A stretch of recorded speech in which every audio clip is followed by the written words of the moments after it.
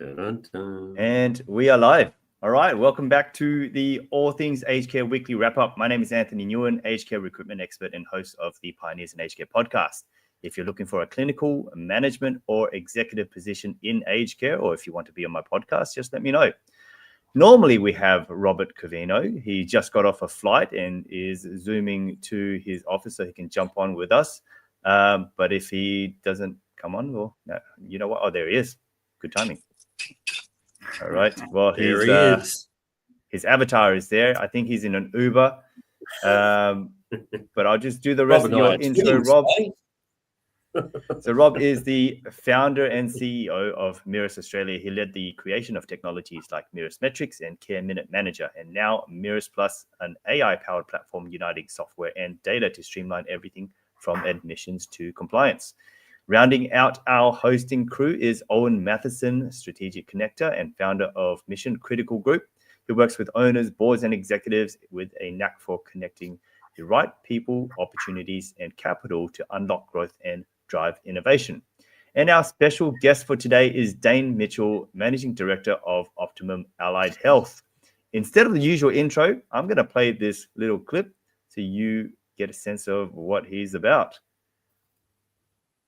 Background, you're very competitive. When you think of physios, they generally go to private practices. Why aged care for you? I think the big difference between working in aged care versus working in private practices or working in sports or, you know, some of the sexier sides of the profession is you feel like you make a genuine difference to the residents. You build a relationship and it's a far more rewarding work. Dane Mitchell is a dynamic leader in allied health and managing director of Optimum Allied Health. He pioneers innovative care models and empowers people to achieve better health outcomes. I'm excited by the more positive perception in the public and the media that we're starting to get in aged care. The interest and the quality of clinicians that are now interested in those roles for the right reasons to make a difference.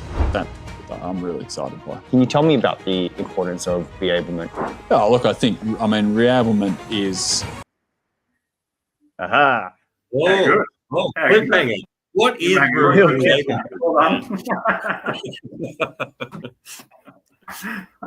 Well, thanks for coming on, Dane. Really was thinking there, Dane. Owen saw your podcast with Stuart Hutchin. I hope I pronounced that right. And he's keen to ask you questions around that, dig into the numbers. What did you learn from because you've got your own podcast now, Time Well Spent, and you had Stuart Hutchin on. What did you learn from him?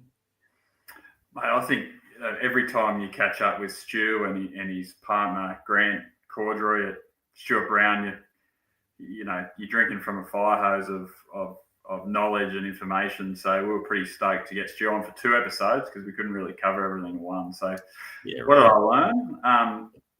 The big thing I learned is that the demand for beds in the coming years is significant. And Stu was talking about we need 40,000 new beds in Australia in the next 5 years. And my co-host Rose Plater from GM at Painters, they play a big part in building a lot of new homes as well. We've got a few years to get the funding and get the support right for the industry so that we can start the process of building these beds that are needed to meet the coming demand. So, lots of takeaways from Stu. Actually, this might sound weird, boys. You might laugh at me for this, but I've actually re-listened to my own podcast a couple of times with Stu because I'm on the board of St Andrews in Ballina. I was at a board meeting yesterday and had a number of our board members discussing things that happened on the podcast or were talked about in the podcast. I don't think we talked about that. So no, that's good to listen back because I do the same thing, right? Like, during the podcast, you're busy having a conversation rather than stoking it all in and understanding the details. But I do the same thing mainly because I'm editing my episodes. But no shame in watching your own footage. It's like a host anonymous. It's like Alcoholics Anonymous for podcast hosts. Yeah. It's a safe place. Your secret's safe with us and the rest of our audience. Very good. Yeah, that's probably my biggest takeaway is there's a massive demand coming. We're not building beds, and as an industry, we need the incentives to be able to commercially do it. There was a conversation with Stu around, you get more for your money in the bank than you get in return in building residential care right now. So particularly in regional areas, right? And I live in Maclean, near Maclean in northern New South Wales, and there's some great organisations keeping the regional services alive, but traditionally they've been a lot of community-owned not-for-profits, and that's tough part of the industry to stay viable at the moment. And I'm on the board of a community-owned not-for-profit. I think whilst there's some amazing organisations, people like Widden doing a great job, I really think there should still be a place for community-owned not-for-profits, but it's hard to keep up with the compliance and the financial side of it, right? I do love what you're saying there, because you lose something when you go to the corporate machine, just the sheer scale of the organisation. There's the best intentions around the care of people, but community-owned organisations, it's a smaller, you're a part of the family. We don't want to lose that dynamic. But 40,000 beds is a lot. I mean, how are we going to do it? Is there how much do we have in terms of a clear plan of making that happen? Look, mate, you're probably asking the wrong person if you want to detail the answer to that question. I describe myself on our podcast as an interested idiot a lot of the time. I'm interested in a lot of the industry, and I'm probably learning more. And certainly my co-host Rose is far more expertise in terms of aged care operations. But to answer your question, how close are we? Look, I think Stu mentioned we might have built in the 800 bed range last year, and right. So only in 39,000 to go. Yeah, we need to be building 5,000, 6,000, 7,000 beds a year. Wow, I'm certainly talking well outside my expertise here. So let's jump into your expertise. What do you do? How do you impact the industry? So I run Optimum Allied Health. We're allied health provider. There's two parts to our business. So we have in northern New South Wales, southern Queensland, we have 6 clinics and mobile teams doing a combination of your traditional physio, OT, and exercise physiology, with big rehab gyms and in our clinics. And we obviously do community services under supported home and NDIS as well. Also things like work cover and injury prevention programs. And then the other half of our business is we service residential aged care homes. So we work with, it's in the mid-50s, potentially pushing up to 60 aged care homes between Sydney and Brisbane, a lot in regional New South Wales as well. With some great organisations. So obviously in the resi care side of it, it's primarily physiotherapy. We're pretty passionate about regional healthcare and also helping providers build reablement in a cost-effective way into their physio programs. You built a pretty solid business in given the fact that allied health isn't funded or isn't tied to the care minutes. How come allied health professionals aren't up in arms and there's no pitchforks or placards and no? I'm sure there is a movement somewhere, but do you think we should be more noisy about it? I know you don't like cricket, Anthony, but that's an excellent half volley on the first day of the Ashes. Is that my I have no idea what that meant. Yeah, that's all right. Most people hopefully will. My pet topic for a while has been on our podcast, and we certainly try to encourage Stu to push for it, is allied health's inclusion into care minutes. So in the last Stuart Brown report, providers are paying for 4.3 minutes per bed per day, allied health services, but they don't get any recognition for that towards their care minutes. So it's a cost providers carry. It's genuine high value clinical care. And I understand why, and I certainly haven't spoken to anyone within the industry that understands why it wasn't included. Potentially the only thing, if I was to speculate, is that under the old ACFI model, the physio programs got very large volume of hours at homes, and a lot of that was driving 4B funding. So whether that's if I was to speculate, maybe it's a bit punitive to try and stop that practice and to reset back to real clinical work. But that change to NAC's been way better from a clinical and a service delivery perspective, but certainly a lot less volume of hours than there used to be under ACFI. And that would have been a great question for Rob. Rob, if you are listening, that's one we've just handballed over to you onto your list of responses. Oh, he's here. We've got a resident ACFI expert in the room, so we probably should tap into that.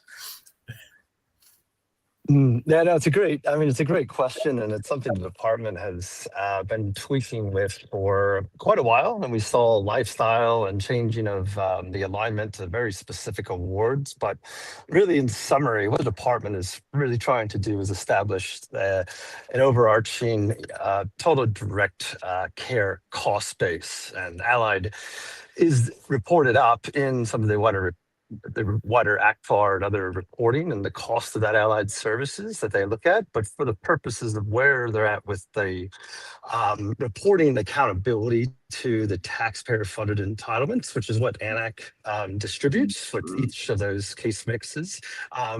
They've left that proportion out, because of the components of what direct care in a day-to-day living and support looks like in most homes. But even though it's not reported against that specific annex side, it is very much a requirement. It's very much something that every service provider still has to then engage with. And I'm seeing it also be something.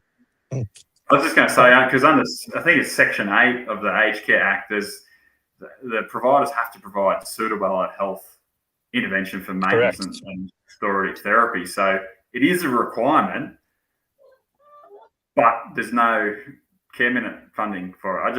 I find it incongruent with. It's a little bit misleading in how that's being reported and conveyed, but yeah, you're spot on, Dane, and it's something that I think the allied health groups probably had been on the short straw more than most of the other areas, like everything from catering to even maintenance to other activities, which a lot of those individuals, like we have a lot of clients that when doing advisory work use the maintenance teams to run med sheds and other programs for social cohesion and collaboration and loneliness through to really everything that the physios do. So I think the physios really aligned very much into direct care, but at the moment in time, what the department is trying to assess is really a little bit of a cost to care that they're studying, but they're really trying to chunk the industry down into two core activities that is reported for the purposes of ANAC, being direct care and non-direct care. But it is an evolution. It's continued iterations of this feedback, and I think it's important that as you're advocating for your broader allied health services, that we continue having that conversation. We continue to really raise the outcomes where policy isn't hitting the ground in the right way, and that's how we create a better system. And that feedback needs to be changed. It's tough for providers. Like one of the things Rose was speaking with, I think it was Stu, or it might have been Paul Sadler about, is how prescriptive the care is that we have to provide. Like there's no opportunity for a provider to go to the government and say, hey, here's how we want to meet our care minutes, deliver it in an innovative fashion that's going to get better outcomes for residents. Here's the outcome measures we set for ourselves that you can assess us against. There's no opportunity for that for providers. So it's tough to innovate when it's pretty heavily regulated. Absolutely. I mean, you don't, you think in other companies, and we don't put risk and compliance next to the strategy teams to really collaborate and work through it because, one's, to use the parade of five hats, the black hats really are, aligning to where, innovation can be stifled. I think it's a balance, and you don't want to stifle innovation, but it's something that needs to be continually assessed. And this conversation needs to continually feed back some of the, the items you're seeing that service levels play out across the country through even other allied health groups. I've even heard some groups where, and this is just another example of policy impacts on our operations, are pressures on more of the providers to, or even vendors to offer training to the staff, but outside of hours or in different mechanisms. So, they can really rationalize and use every minute or hour of that care time if it's eligible and not really impede on that. So I can say that's not the intention of the policy, but these are just the effects it could have. And those are the effects we need to continually feed back through those channels and really, work with government to say this isn't working because of X, Y, and Z. And that's really where my experience working with the assistant secretaries who oversee this is they really want those specific examples because it helps them go straight to the core. And if we can do that, then I could see you bring forward change much, much faster. Well, let me know what we can do to help, mate. Sounds like you're in the box seat to put the ball up the field. It's a team effort, Dane. It's a team effort. It is. Well, look, we're friends with the Australian Aging Agenda, and Mark Ryu, he's in charge of organizing the Positive Aging Summit, and that happened in this year in May. Next year's one is also in May in Adelaide, and everyone who's passionate about reablement, everyone in basically all the who's who of allied health is going to be there, and I think that's the groundswell for making a change and hopefully pushing towards funding for this. So Dane, would be awesome if you came along. You're going to be there?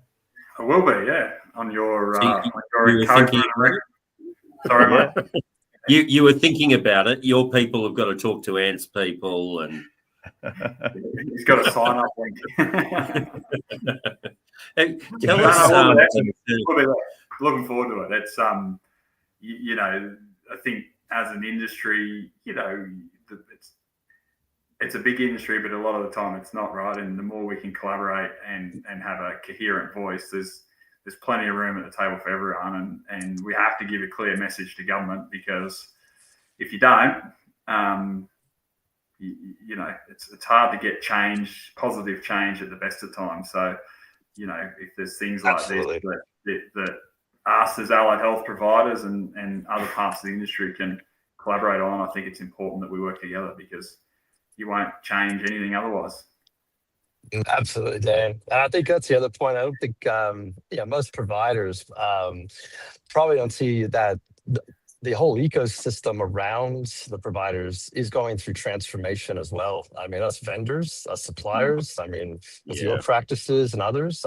Just even unwinding the 4B clinics that a lot of those groups had, because I've worked on both sides of that with the provider sides. But the department, the Services Australia, everything is transforming with this once in a generation impact and reform changes. And that's where it's going to be, some teething. And I guess if you think of a big machine, it regularly needs some calibration through it. And that calibration, and this really comes from that continued dialogue and that working together and making sure that those messages get back. So we're there for you. We'll continue to use our data as well. And we've already had a number of great examples of everything from Services Australia not correctly allocating targets, because some of their algorithms were off. And just as a data aggregator, we started to see variances and not completely understand where it was coming from until we started to really explore some of these items. But once we worked with some clients and then basically backward engineered it. We went straight to the department, and they acted on that immediately and had to reinstate over 1,700 star ratings that were impacted as a result of these little errors. But this is just part of transformation on a massive industry scale, which I can't think of another use case I've seen. And my career, even the things we studied in business school, of what transformational level we're doing all together as industry and everything around it. With the sheer scale of that, Rob, yeah, I mean to not have flagged that, so obviously some changes, and the more the real stories are coming through, Dane, those case studies around clients, where that actual empirical evidence builds up to a point. Yep. It's like contesting a DA for a property development. Everyone can talk about the local cafes, but until you actually put in your objections to the local member and the council member and so forth, and actually have the paper trail, it's great sentiment, but it's not going to move the needle in terms of actual change. So I like what you were saying about you're going into the facilities and you're helping them understand more about the impacts of reablement. So I thought, if there's anyone listening from a sandwich generation point of view and you're getting educated with all of these new buzzwords, what is reablement and why are you so passionate about it, and how are you doing that in the aged care sector?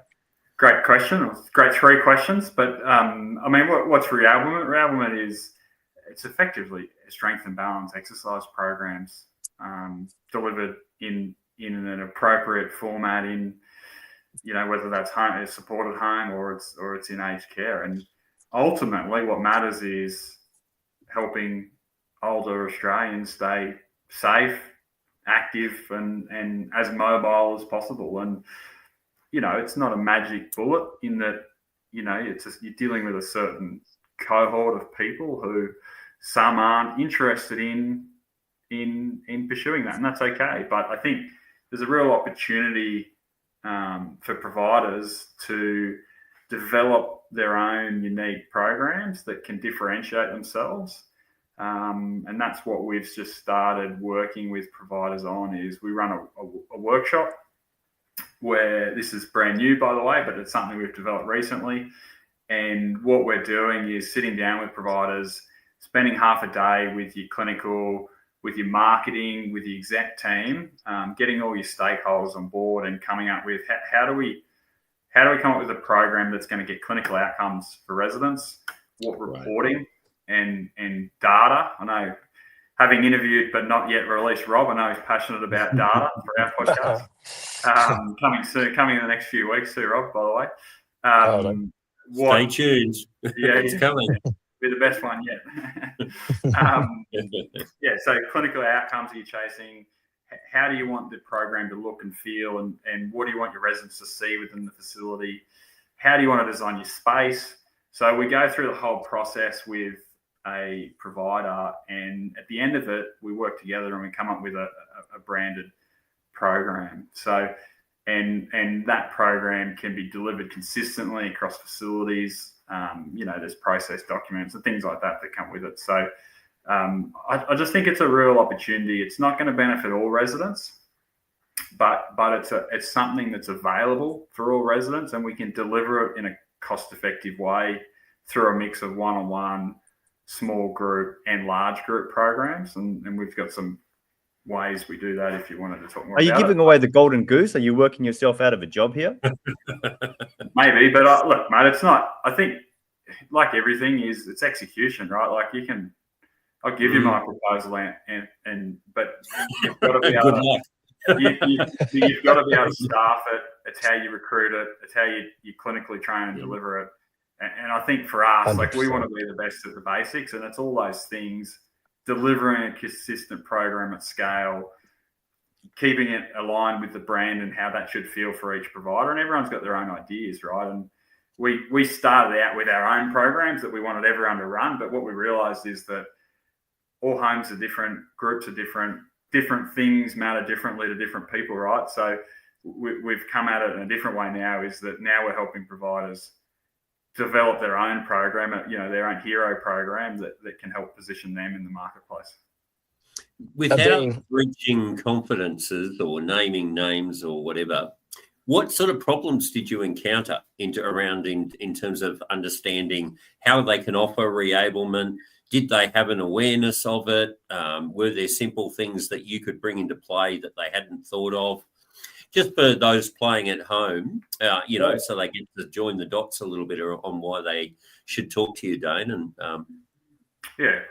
look, I mean that's the whole 3-hour workshop. But to break it down, I think the big one's budget, right? Is that I can run, if you have a space and you're in the right area, I would love to build a commercial clinic within your aged care facility that we rent off you. We then go and service the community. But it comes down to budget, it comes down to space. So I think a lot of our time initially is just understanding where the facility's at or where the group's at, what budget do they have, what space do they have available, and what's their ambition around reablement. And there's some groups that run some awesome programs which are quite light on physiotherapy hours, but they utilize physio aids really well. And we deliver it for a group, and they've come up, it's their program, but we deliver it. I won't share because it's probably not mine to share, but there's other programs who really see the value and invest heavily in physio, and then go beyond that and then really invest in some creative engagement type programs as well, where they might bring in a dance group, and it'll be a small number of residents, but you're creating those opportunities for residents to get fulfillment out of their reablement program. So that's kind of the process we go through, is where do you sit on the spectrum? Are you a minimalist program? And that's okay, because we're all under, going back to Stu, on average, we're losing $3.10 per bed per day, right? So we understand that not everyone wants I was going to swear. I can't swear on this, can I, Anthony? Not everyone wants the premium. It's Friday. Not everyone wants the premium. It is Friday. Yeah, you can, because I can't stop you, but I'd rather you didn't. Not everyone wants the premium program out of necessity, right? So, we've got a number of different ways we can skin the cat. But we want to provide options and examples to providers so that they can understand what that would cost, where they fit in terms of their ambition around it, and where they fit in terms of their available space and their budget. Fire trucking, great, Dane. Now, Owen, I got almost as good as Joe Root nipping off for zero, but anyway. Well, it's good. Dane, I was going to share briefly on the podcast we did. I did talk about a case study that I'm not going to spoil the details, but I think what we were talking about just then, it did motivate me. I'd love to also work that we are. Sorry, I just dropped you for a second. Yeah, you went into a tunnel. That we're seeing, but specifically, we piloted a model on a residents' population of really their markings. So I say markings. We use a model in the U.S. that effectively has over 200 million patient resident journeys that are mapped through it. And when you overlay the residents' age and demographics and diet preferences and current diagnosis, all of those items, it really has an accurate prediction of what's going to occur with that resident in the next 12 months. And while you were talking about that assessment side, I'd love to be able to, again, with our purpose as an organization is just make aged care better. And that's, a better, insights for our suppliers, the whole ecosystem in there. But as you were talking about that setup, coming from a family who had this situation with, neurodegenerative disease, Parkinson's, that as our family, I wasn't prepared what was coming and when, things would occur. I just knew that over time they said physio was better. And I think, that sort of communication and awareness and learnings that the families need to also understand, not just the aged care provider. They're providing these outcomes, but families out there also want to know, what can we do to help mom or dad, grandma, grandpa, in this process. So a lot of these things are becoming cheaper and more accessible. But as we evolve and think about those value offerings and what something like that could help a family really understand and prepare for, but then, even go and really drive more of services or even families to, pay out of pocket for some of these items too. Because once we knew that insight, I think it fits really well into the higher everyday living fee that's now come in, right, in terms of providing value, like having a well set up clinic or gym space or reablement space, whatever you want to call it. That's another way you can drive significant value for your resis under health as well. Absolutely. And that's where, as your point about Section 8 and what's required, like they will have a requirement of it, but the fact you have that set up just means you're able to offer even more. And that's kind of where we see the evolution of these services coming from. But love to get stuck into some more of that with you and some of our mutual clients and others. But the world's getting pretty exciting.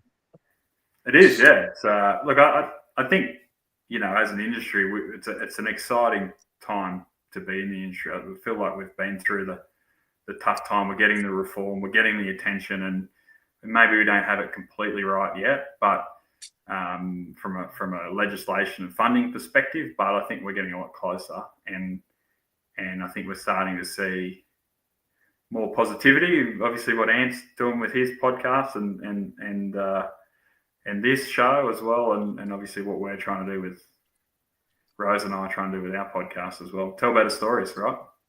That's exactly right. We've got a friend of the show, Kim Davis. We always love Kim joining us on a Friday. Is Kim actually here, Ant? Is she going to join us in the studio? She's not backstage, but she did contribute a question here, and her question is: do you think we'll see an increasing demand for wellness and reablement through supported exercise with the upcoming demographics in home care?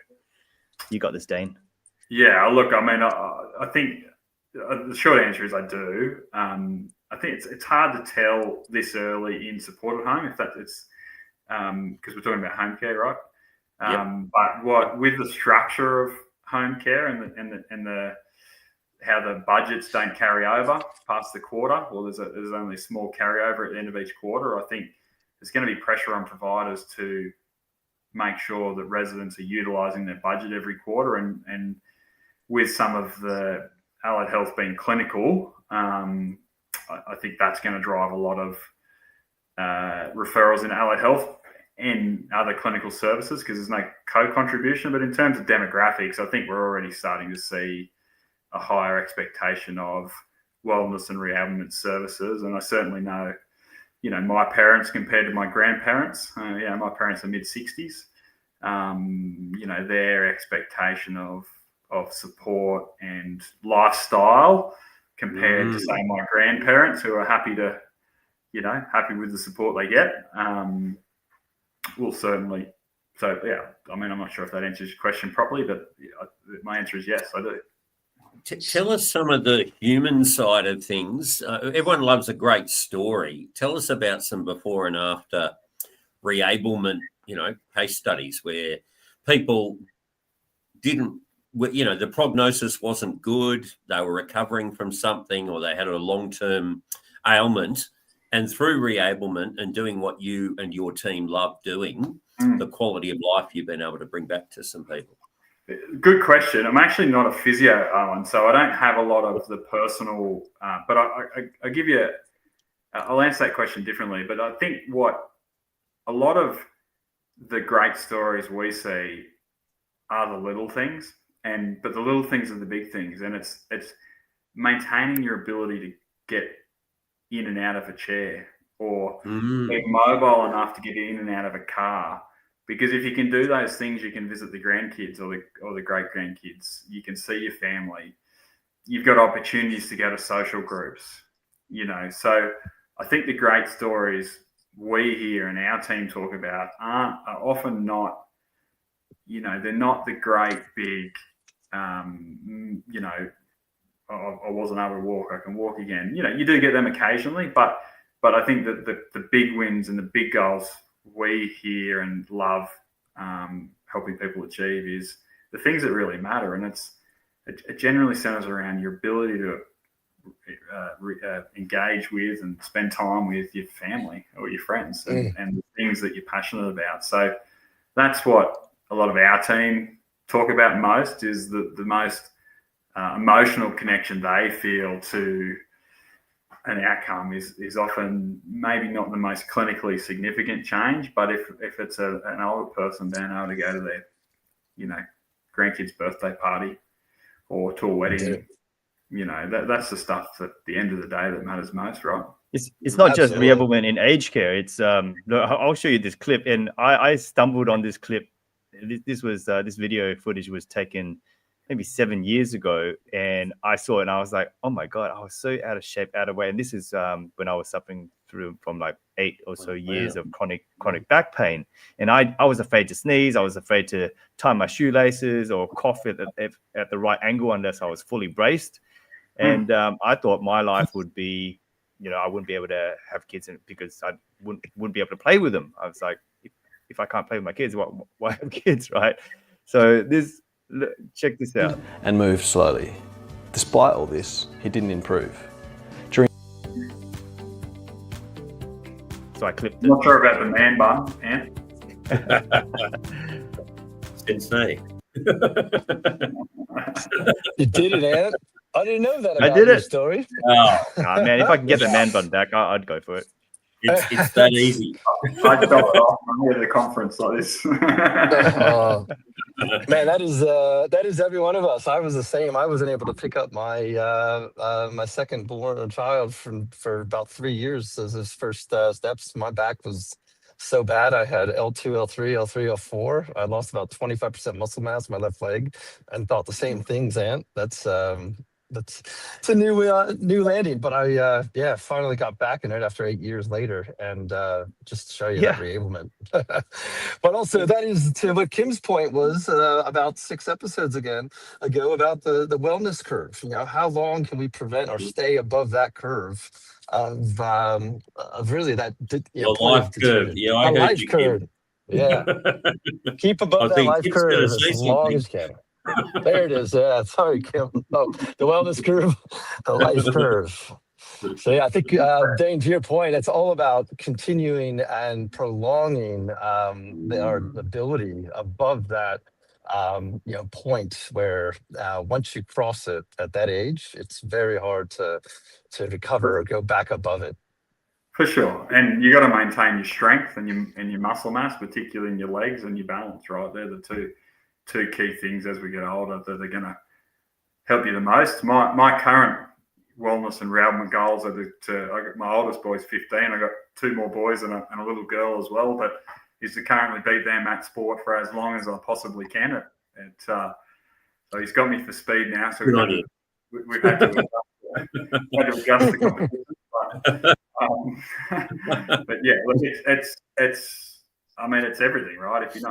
If you're not well and you can't interact with your family, whether you're, young man like Anthony, or you are, in the later part of your life, is, reablement or staying healthy or exercise, whatever you want to call it, is the opportunity to try and improve that for yourself. And I think whilst not everyone will be capable of achieving what they want to do in a residential setting, or maybe even won't want to do it, that's okay. But I think we should offer everyone the opportunity to do it in a safe, supported environment, and I think we owe that to older Australians.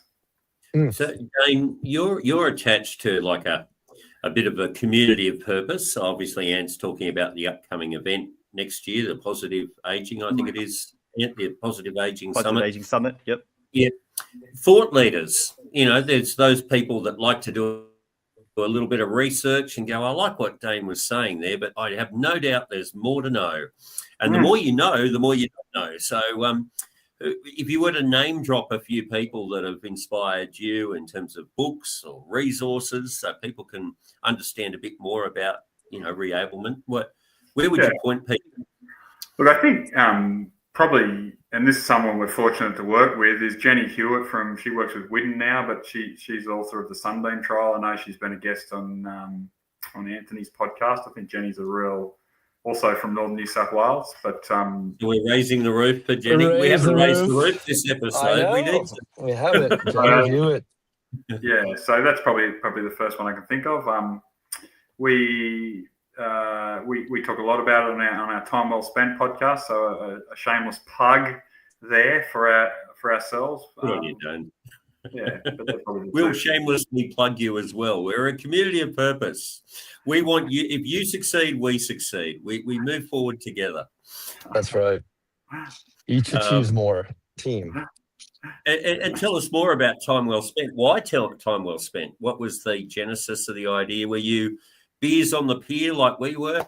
No, it's probably. I mean, the honest answer is, I was sick of seeing ads for buyers agents who are running podcasts and really big businesses on the back of that, the attention. And I thought, geez, I think we can do a better job of telling our story in aged care. And the actual first person I called was Rose from Painters, because I'd had a bit of banter with her at the conferences that we all go to. They're an exhibitor, and they're a really reputable design and building firm in the industry. And I rang Rose and said, hey, I'm doing a podcast. I think we can do a better job of telling our story in aged care. Would you want to be my first guest? And she said, no, but I'll do it with you. And I went, well, no, Rose, get your own idea. and hung up. But then I thought about it, and I texted back and said, you know what, I actually think that'll be better. So let's do it together. So that's I love that. That's a really good negotiation tactic right there, Dane. You played really hard to get the hang up. Since we're doing shameless plugs, let me show a little clip from my episode on Dane's podcast.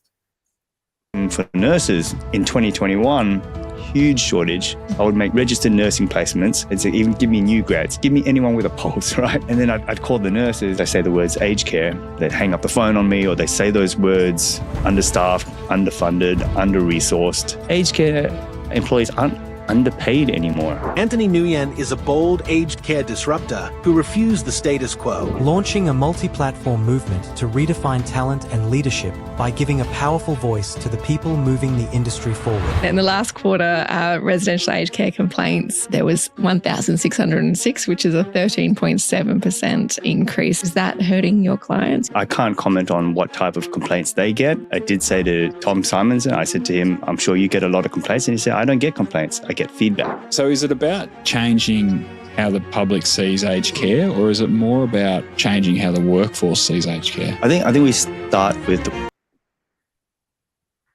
another clip. What do we start with, Ant? What do we start with? I forgot what I said. No, I start with workforce. Yeah.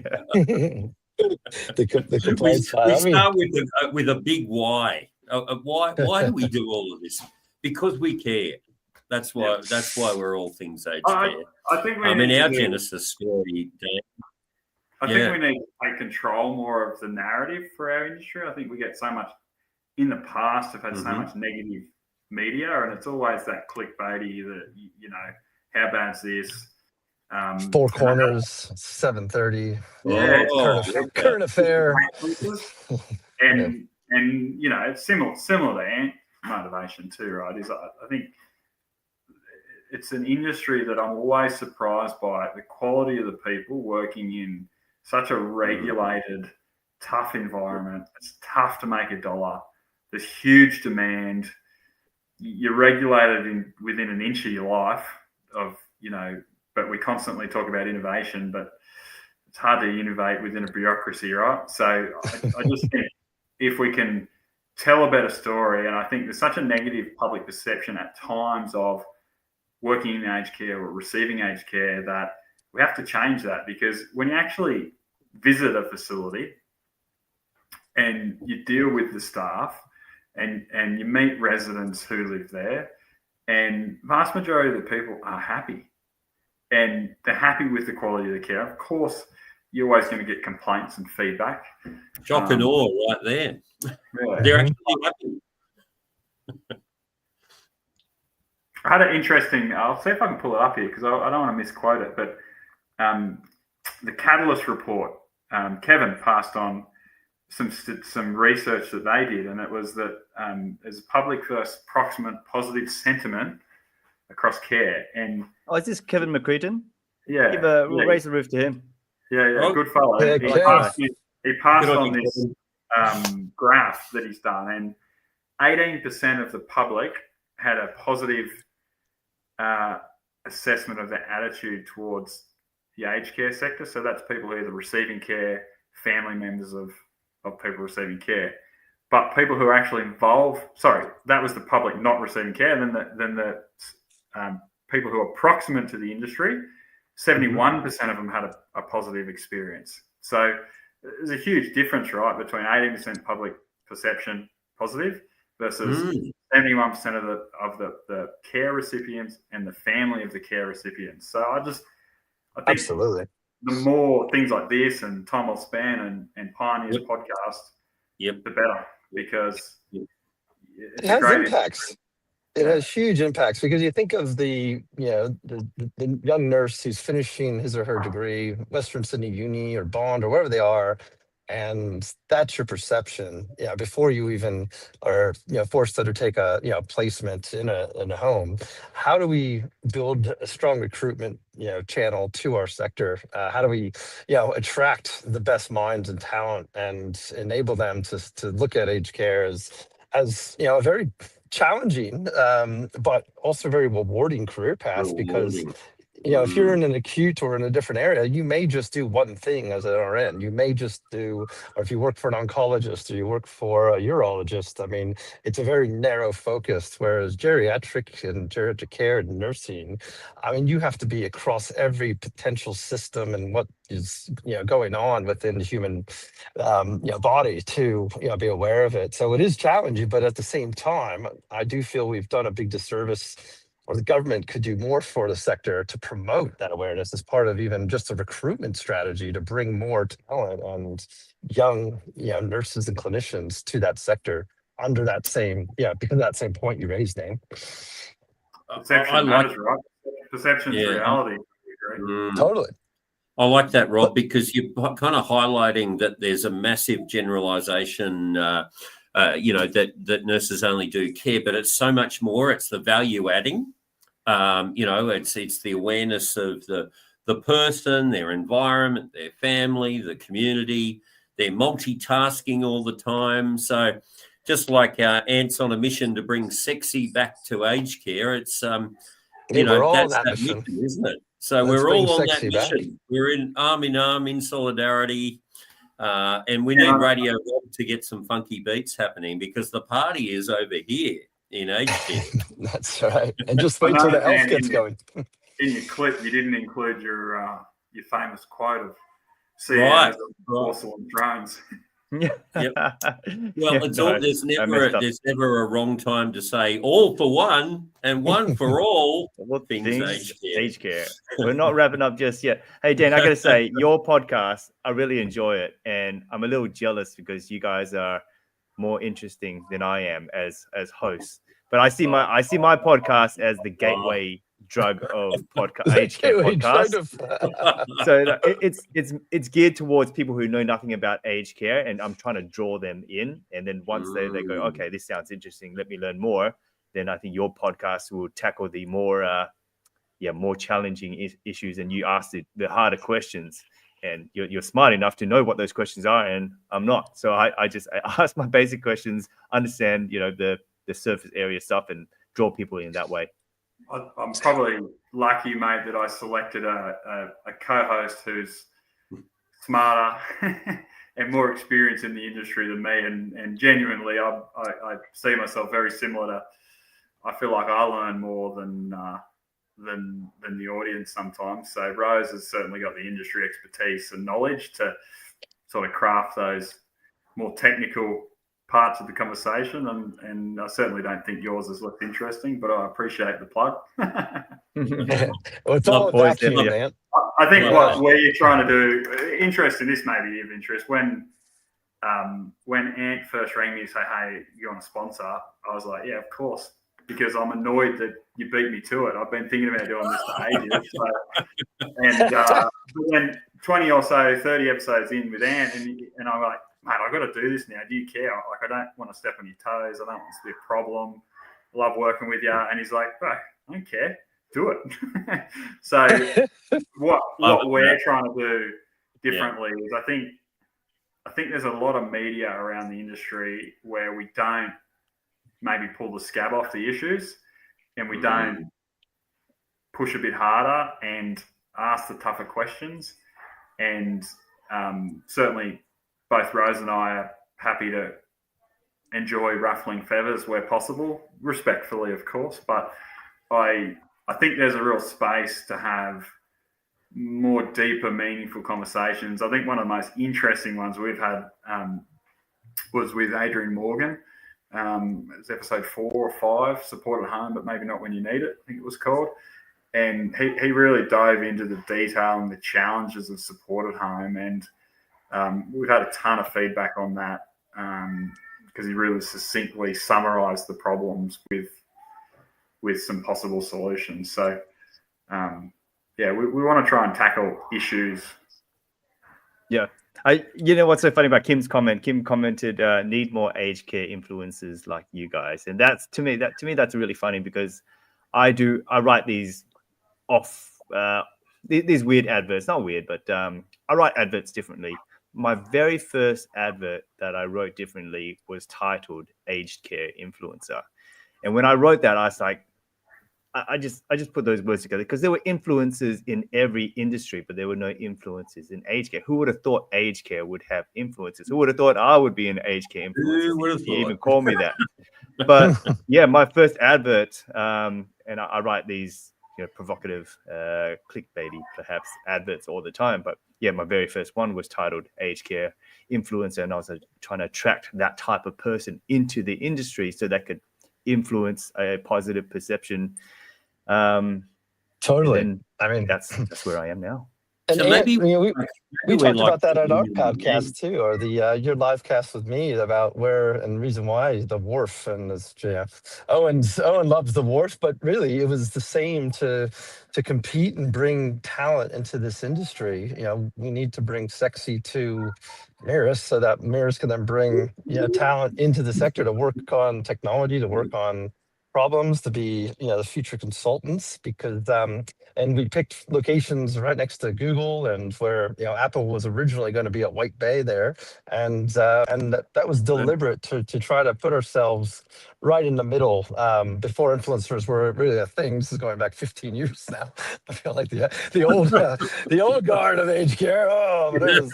But back then it was really we just got the internet, but it was really about trying to just attract that talent, because as you say, when you're trying to explain what does your company do, who do you service? Well, we service aged care, and then you kind of unpack that, and then they're like, oh well.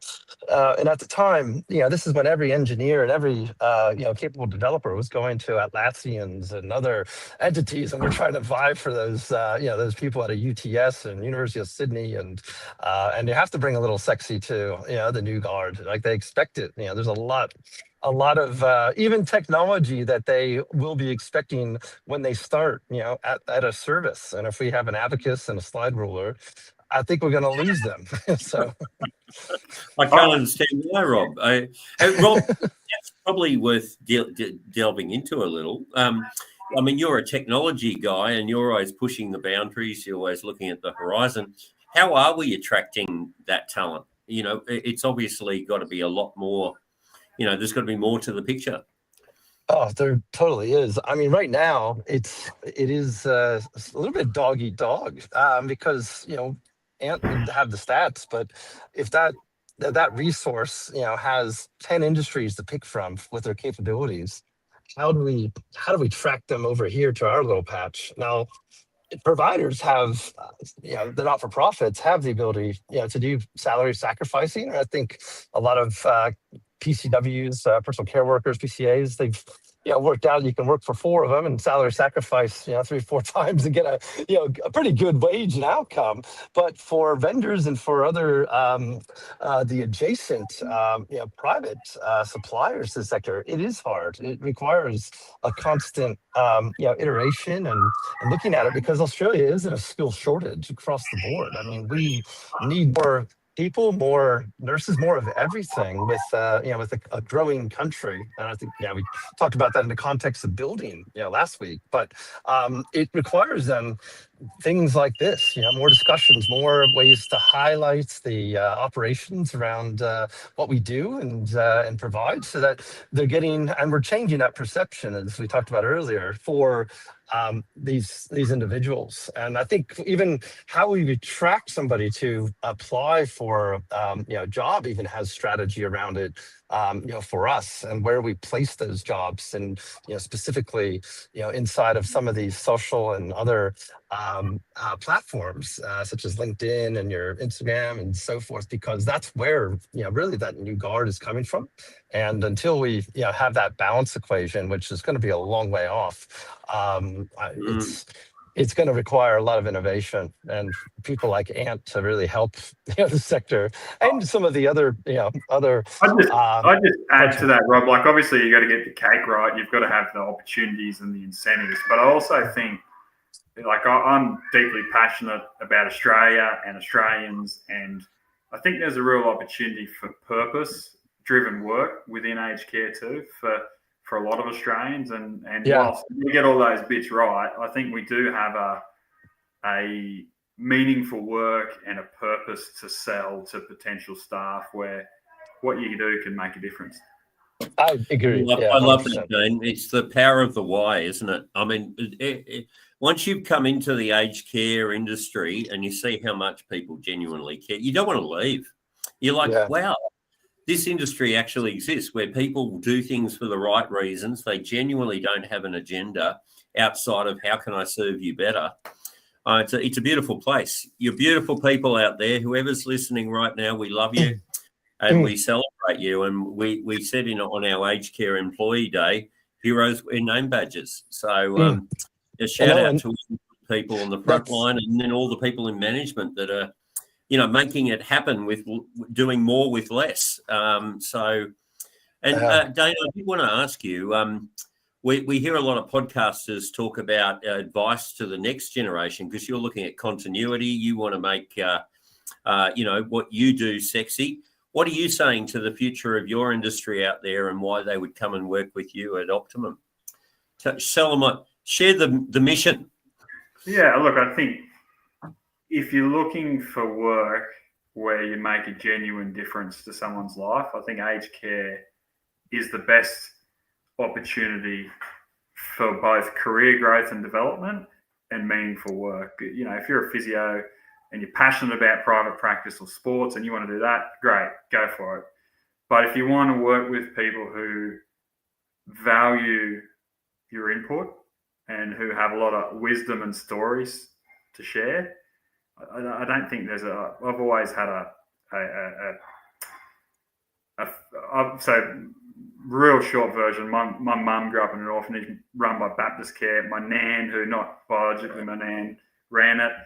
And I spent a lot of time visiting her in aged care homes in Sydney. So I've always had that real interest in older people and their stories, because she made such a difference to my family's life, giving my mum the opportunity to have a shot. And, mum and dad have been really successful and all of that, and gave us a great life. So, but I think if you want to work in aged care, the difference you make to people's quality of life, the people you meet and the stories you hear is, it's easy to see older Australians as a patient, but there's a full, rich life and stories to share, which you're going to be privy to. So I don't know if I can do a better job of selling it than that. But if you're looking for meaningful work where there's opportunity to progress into management, there's physios running major aged care organisations as CEOs. I know a couple of them, and certainly many at executive level. I think it's the best opportunity to establish a career in health at the moment. I agree. I agree. And even beyond that, Owen, I think you were reminding me of the boomerang stat we have, but I was thinking about that while you're just chatting, Dane.